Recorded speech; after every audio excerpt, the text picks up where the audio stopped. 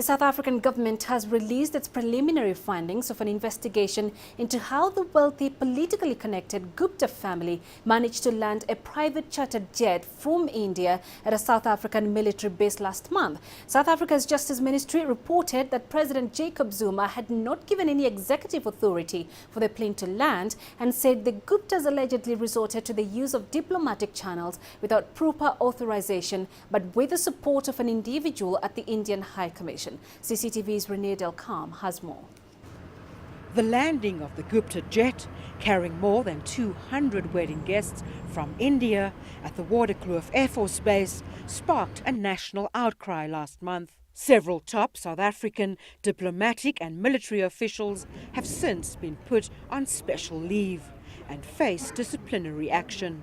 The Justice Minister said the aircraft in question had been cleared for landing by the Air Force command post based on false information and the abuse of privileges by a group of individuals who shared a common purpose and who had acted in concert.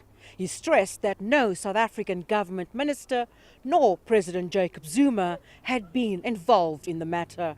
Due process was not followed. An individual in the Indian High Commission communicated directly with individuals at the Air Force command post. The collusion of officials resulted in the irregular approval of the flight clearance.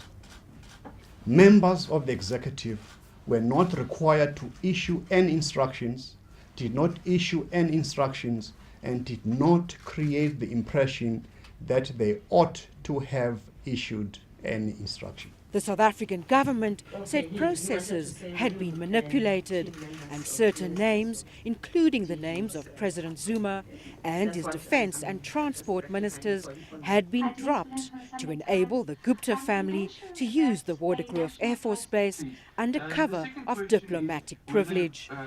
The government said the negative culture of name-dropping of politically powerful figures in South Africa ought to be discouraged. The definition of acts of misconduct should be amended across government to include name-dropping as gross misconduct. We believe that the unified public voice which condemns this incident, together with decisive government action, serves as a useful basis for the development of a partnership between our people and their government in the fight to combat crime and corruption in our country. He would not say if any members of the Gupta family would face criminal charges, claiming this was up to the police and the national prosecuting authorities.